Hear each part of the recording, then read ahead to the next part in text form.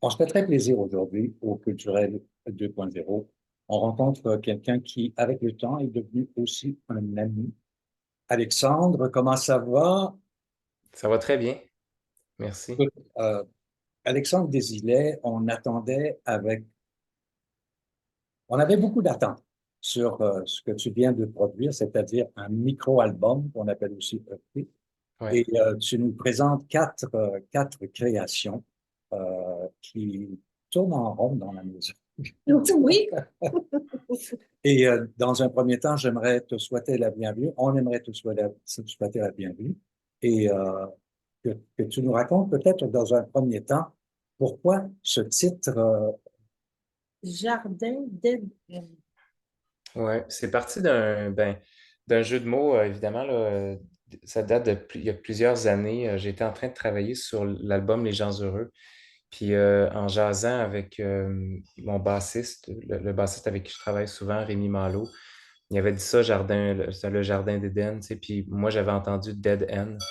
Puis c'était un truc comme ça, puis ça m'était resté. Puis même durant le temps des gens heureux, Rémi avait dit à un moment donné, il faudrait, tu sais, ça devrait être le titre de ton album. C'était trop tôt pour moi. Puis mais ça m'est resté en tête. Puis moi, je trouvais ça bien comme thème parce que ça évoque beaucoup, outre le jeu de mots, tu sais, ça parle de ces jardins-là qui sont souvent de courte durée puis qui mènent à des cul-de-sac. Qui peuvent être le jardin de l'enfance, ça peut être c'est le paradis artificiel qu'on s'est construit dans nos sociétés contemporaines. Puis ça peut être aussi la nature qu'on qu'on piétine.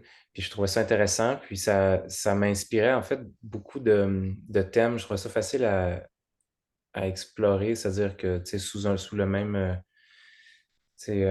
sous le même thème, si tu veux, d'avoir des textes qui sont des textes contemporains puis qui parlent entre guillemets, les malaises des blues des temps modernes, comme on dit. Puis je trouvais ça facile. Puis donc, c'est parti de ça. Puis c'est facile d'extrapoler. Là, vous avez montré la pochette. On dirait que c'est facile de faire des liens quand tu as un titre comme Jardin d'Éden. Et justement, cette pochette, cette belle photo, Ah, je vais la remettre. oui, on va la remontrer. À- D'où est venue cette idée de... On revenait d'une fête, en fait, puis où j'habite en République dominicaine là, depuis 2 ans et demi. Tu sais, on revient souvent au Québec, là, mais la majorité du temps, on la passe en République dominicaine. Puis il y a beaucoup de fêtes d'enfants. Il y a beaucoup d'enfants, puis beaucoup de fêtes d'enfants. Puis le petit Lucas, c'est une photo qui date d'il y a à peu près peut-être 2 ans. Là. Puis on est allé à une petite fête, puis je crois que c'est Ariane, ma femme, qui l'a prise. Là. Elle vite sur le piton, là. Tu sais, quand vient le temps de prendre des photos avec l'iPhone, là, moi, j'ai pas le réflexe, là, Je connais ça, mais d'archiver. J'archive pas beaucoup, moi, tu sais. J'aime ça être.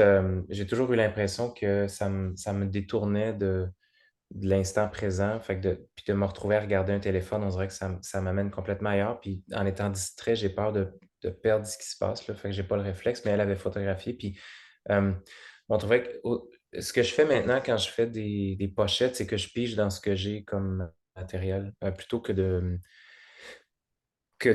penser à un concept, puis de payer une fortune, puis d'engager un photographe, puis graphiste, puis tout ça, là, je trouve que c'est trop. Tu peux dépenser beaucoup pour quelque chose qui sera pas bon finalement, puis il y a trop de risques, puis si on n'a plus les budgets comme avant. Puis j'aime pas ça non plus chercher sur Internet puis aller trouver des trucs qui peuvent faire un peu Photoshop là, dans des banques d'images. C'est trop facile, surtout quand tu fonctionnes avec des mots-clés. C'est trop littéral. Donc, quand je fais des pochettes maintenant, depuis un certain temps, je pige dans les photos de famille. Puis il y a toujours quelque chose qui ressort, comme là, par exemple, l'espèce de chemin, mais c'est tellement archétype qu'on peut penser à plein de trucs avec l'enfance, les ballons, tout ça. C'est drôle parce que je pense que 8, 9 mois après, ce passage-là était quasiment tout détruit quand l'ouragan est passé, là. Fait que la photo est bien spéciale. Puis, comme par hasard, plus tard, on visitait une ville en République, un autre petit village, puis on est passé devant un mur graffiti. Puis il y avait des ballons comme ça qui avaient été peints sur le mur. Puis encore une fois, Ariane, tout de suite, c'est elle qui a fait ma femme qui a fait le lien, qui a dit, tu sais, dis à Maëlle, on a changé de fils, là. On a dit cette fois-ci, Maël, mets-toi devant, puis fais semblant que tu tiens les ballons. Fait que c'est comme on a le thème, si tu veux, des ballons, là. Je trouve que ça cadre vraiment bien avec le thème qui est le jardin Maintenant, d'Éden. c'est ton 9e album. Ouais. Depuis qu'il y a 4 titres, peux-tu nous parler un petit peu de chacune des chansons? Moi, je dois te dire ce que j'aime Oui. dans l'œuvre, c'est sa ta facilité, Alexandre, à raconter des histoires qui ont une certaine profondeur. Mhm. Ben, merci de le mentionner parce que c'est ce que j'essaie de perfectionner depuis quelques années. Je trouve que c'est facile de se cacher derrière quelque chose qui est un peu éthéré ou tu sais, qui est abstrait puis qui est dur. Tu sais, là, tu vas te justifier en te disant que je suis un poète ou je suis un artiste, c'est toi qui comprends pas, c'est de ta faute ou c'est de l'écriture de gars puis tu peux pas comprendre. Donc, tu caches tes messages. Je l'ai fait dans le passé, puis plus ça allait, puis plus j'essaie de oui, d'avoir des belles images puis une belle poésie, mais de simplifier puis que ça soit très, très, très accessible. Puis c'est encore plus difficile, en fait. Donc, c'est d'avoir un truc qui se veut, si tu veux, euh, ben, touchant avec ses images, tout ça, puis, mais qui est facilement assimilable. Puis donc, sur le disque, un EP, tu sais, la raison pourquoi, premièrement, qu'on fait les EP maintenant, parce que je trouve qu'il y a beaucoup de chansons qui se perdent quand tu sors un disque. Je trouve que on va souvent mettre de l'avant au profit des autres chansons, tu sais, 4 ou 5 chansons, même pas, tu sais, souvent c'est 3 ou 4 sur lesquelles on va miser, là. Puis encore là, tu roules un peu les dés, tu choisis 4 5 chansons, puis tu te dis, ben là, je vais me concentrer sur ces chansons-là pour le vidéoclip, puis pour le tracking radio, le pistage, puis tout ça. Puis si les gens font pas l'effort d'aller découvrir l'album, mais tu sais, tu sais, il y a la moitié de l'album finalement tu sais, qui tombe un peu entre les cracks, là. Donc, depuis un bout, moi, je fais des EP. Donc, on dirait que c'est le même travail en même temps, mais ça permet aux gens de s'attarder justement aux 4 chansons, comme dans des entrevues. On va prendre le temps de parler des 4 chansons au lieu de. C'est étrange parce que quand on sort un disque, les gens ne parlent pas du contenu. Puis là, dans le cadre du EP, les gens sont intéressés. Puis, donc, j'ai une chanson qui parle justement de ce jardin d'Éden, comme je parlais. Il y en a une qui parle euh, de cette sécurité-là, tu sais, la fameuse cage dorée, là, tu sais, le confort qu'on n'ose pas, euh, duquel on n'ose pas se détacher pour poursuivre nos rêves. Donc, ça aussi, c'est une image, c'est très archétype. Puis ça, je trouve ça bien inspirant. Euh, il y en a une qui parle, c'est une chanson d'amour, de l'incapacité, si tu veux, de dire je t'aime. Puis c'est quelque chose comme si, tu sais, dans ma tête, ça explose avec plein de couleurs, là. Puis, mais c'est pas ce que j'arrive à verbaliser. Fait que pour moi, c'est plus facile de le mettre en chanson, puis c'est ce que j'ai fait. Ensuite, la dernière, ben, je parle de réconciliation parce que je trouvais que dans les dernières années, avec ce qui s'est passé, la pandémie, il y a beaucoup de familles, puis je sais pas, de couples, puis d'amitiés qui se sont déchirées pendant cette période-là. Puis je trouvais ça approprié d'avoir une espèce de chanson qui parle de réconciliation. Euh, Parmi des musiciens qui t'accompagnent sur ces Oui, oui, oui. Euh, Mhm. je travaille depuis un certain temps. Je pense que c'est notre 4e ou 5e projet, là, avec Jean-François Baudet, qu'on connaît comme guitariste à l'émission Belle et Bomme. Lui, je pense qu'il fait ça depuis au moins 15 ans. Euh, c'est un multi-instrumentiste très, très talentueux. Ben, en général, les musiciens qui travaillent en télé, c'est une classe à part, là. Ça demande une telle dextérité puis une capacité d'interprétation et le plus juste possible et en temps réel tout de suite. Il faut que tu sois on dès la première take, la première prise. Fait que c'est des gens qui sont surdoués, souvent que je sens, puis c'est des petits Jedi. Donc, je travaille avec Jean-François depuis un bout, puis Jean-François, souvent j'arrive avec mon matériel. La chanson est très, très avancée, presque finie, mais tu sais, lui, il va venir m'aider à travailler des fois la structure, les progressions d'accords, tout ça, puis on travaille ensemble les arrangements. Puis ensuite, on va co-réaliser, puis maintenant on coproduit depuis un bout ensemble. Donc, c'est comme notre petite équipe, notre duo. Puis c'est devenu évidemment un ami, là, puis un membre de la famille. Puis ce qu'on va faire souvent, étant donné que tu sais, on peut faire clavier, habillage électronique, guitare acoustique, guitare électrique avec Jean-François. Moi, je fais les voix, beaucoup de couches de voix, là. Je fais un peu d'habillage électro aussi. Puis donc, ce qu'on a à engager à l'extérieur de ce petit noyau-là, c'est basse et drum, batterie. Puis depuis un certain temps, je travaille avec Robbie Cooster à la batterie, qui est le batteur de Patrick Watson, qu'on connaît comme dans le rock Mhm. alternatif, jazz, tout ça, mais il est vraiment fort en pop. Il est très, très, très, très bon. Il y a un groove qui est très particulier, très sensible au niveau du time. Donc, j'aime ça travailler avec lui. Puis, on les a combinés à l'album Les gens heureux, l'album juste avant. Je l'ai fait jouer avec Rémi Malo, qui est bassiste, qui est un bassiste de télévision aussi. Puis Rémi, c'est un autre espèce de surdoué, là, un des meilleurs bassistes que j'ai rencontré dans ma vie. Mais les deux ensemble, ils se connaissaient pas, fait que c'était un rendez-vous, c'est un blind date, si tu veux, musical. Puis ça a donné des flemèches, là, c'est comme dans le bon sens, là, ils s'entendaient super bien. Puis on essaie de privilégier sur l'album un aspect très organique. Donc on laisse les gars jouer. Puis c'est des prises complètes, à moins d'une petite erreur qu'on a besoin de remplacer, mais dans la plupart du temps, c'est un gros groove, puis on essaie de ne pas corriger. De nos jours, tu peux prendre toute la track, puis la corriger, puis la mettre sur la place it on the grid, là, comme on va dire. Tu le mets sur le métronome Mhm. très précisément, puis ça enlève le côté humain de la chose. Eux, on les laisse jouer, puis ils ont le sens du time musical très, très fort. Ça fait que c'est des chansons qui sont, oui, extrêmement pop, mais qui ont une espèce de sentiment très humain, très vivant, très organique. Parce que c'est quoi qui Puis voilà. définit ton parle de style, là, tu sais, soul alternatif. Oui. Moi, je trouve que c'est du soul. J'ai une voix soul, comme dans la chanson Jardin d'Éden. C'est très R&B. Puis c'est un rock alternatif en même temps. Puis je suis tombé là-dessus, moi, sur ce terme-là. I came up with it, tu sais, genre, dans le temps d'escalader l'ivresse au début. Puis à l'époque, le producteur avec qui je travaillais avait dit c'est bon ça. Puis j'ai tout le temps gardé ça parce que je trouve que ça me représentait bien, là. Puis c'est parce que c'est musique alternative, mais il y a vraiment un côté soul parce que c'est mes deux backgrounds en fait.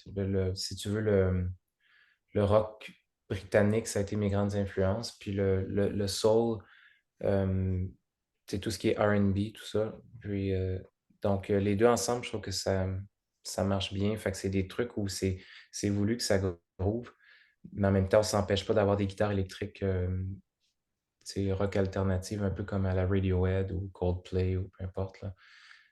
Donc, c'est ça. Si on parle de tes projets dans les prochains mois. Ben là, quand je viens à Montréal, je fais toujours une pierre six coups, là. Tu Mhm. sais, j'en profite pour voir du monde puis de retomber dans la création. Fait que, tu sais, autant, tu sais, le EP il est sorti vendredi avec le clip, tout ça, puis je viens faire de la promo, mais je viens faire aussi du studio parce que je suis tout le temps à cheval sur deux projets, c'est-à-dire deux vitesses, parce que autant quand un projet, tu es en train de sortir puis qui est très avancé, tu n'as plus de pression parce que it is what it is. Tu sais, tu peux plus changer grand-chose, là. Fait que je suis en promo, tout ça, puis j'en profite étant donné que le spotlight est sur la sortie de ça, on dirait que ça me libère, puis ça me permet d'être hyper créatif, puis je combine souvent de la création en même temps que des sorties. Donc, cette semaine, justement, je commence l'écriture puis la production de 4-5 nouveaux titres. Fait que je vais justement aller rejoindre cette semaine Jean-François Baudet en studio, puis on recommence. Fait que c'est comme un enfant qui a 18 ans qui part à l'université, puis l'autre, tu sais, en gestation, là. Fait que c'est vraiment le fun. Puis sinon, il y a d'ici, je vais sûrement faire des contrats. Je fais des contrats souvent avec les 7 doigts de la main, tout ça, c'est passager. Mais au Québec, en termes de tournée, je fais partie de la distribution qui rend hommage à Beau Dommage, le spectacle qu'il y a fin août, début septembre, là. Puis sinon, il y a la tournée Danse la Sodance qui reprend l'automne prochain, qui est un gros spectacle, là. C'est une production de Pierre-Paul Savoie, PPS Danse. Donc, c'était une façon pour lui à l'époque, il est décédé il y a 2 ans et demi à peu près, puis lui, ce qu'il faisait, c'est un prétexte, là, ça, là, de lui rendre hommage. Son but, c'était beaucoup de promouvoir la danse à travers un spectacle de musique. Donc, les danseurs sont ceux qui ont le plancher, littéralement, puis l'avant-plan. Nous, on est là pour faire de la musique en temps réel, pour les accompagner, eux, ce qui est l'inverse de ce qu'on voit habituellement. Donc, les danseurs sont là pour faire des stepettes sur de la musique qu'on leur joue, mais là, c'est comme l'inverse. On est là pour les suivre, eux, puis c'est sur les chansons de la Sodecella, puis c'est magnifique comme spectacle.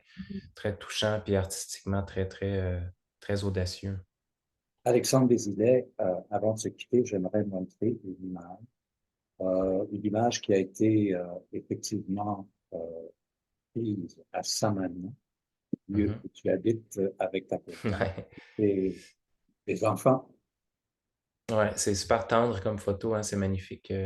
Tu vois les petits doigts du petit gars, là. Ben, c'est mon petit Maël, ça. Puis, où ce qu'on est, ben, évidemment, il fait chaud. La piscine est juste à côté. Puis, je passe bien du temps avec mes enfants. Je suis comme le papa.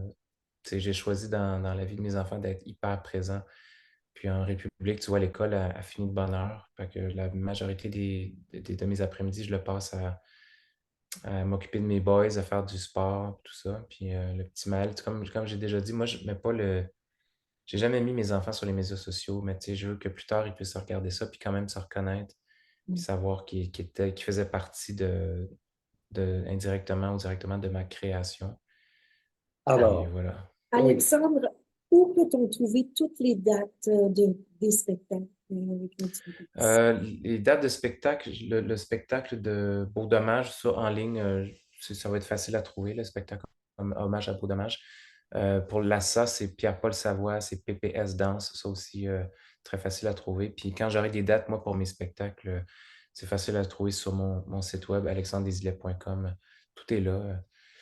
Puis pour le reste de mon matériel, écoute, YouTube, je dois avoir 200 vidéos, là. J'ai du stock en masse, là, j'ai si vous voulez écouté aller sur, écouter ma musique. j'ai écouté sur Spotify, et en même temps, on a des paroles sur Spotify. Oui, oui. Je pouvais suivre, je me sentais comme c'est presque en représentation moi-même, parce Oui. que je commence à connaître les mots un peu par cœur, là. Et puis, Mais Oui, il y a des très beaux vidéoclips aussi, merci. je vais mettre des en lien. tournées et en République et ailleurs. Les paroles aussi, on peut les trouver sur iTunes souvent quand il y a une petite fonction que tu peux mettre, là. Si tu as envoyé les textes à iTunes, là, tu peux écouter la chanson puis lire en même temps. Alexandre Desilets, merci. Merci. Gros plaisir. Ça a été un plaisir et merci pour l'accueil aussi chez toi, Salama. C'était vraiment hyper sympathique. Et j'espère Gros que plaisir. ça va très bientôt. Merci beaucoup. Plaisir à une prochaine. À bientôt. Bye.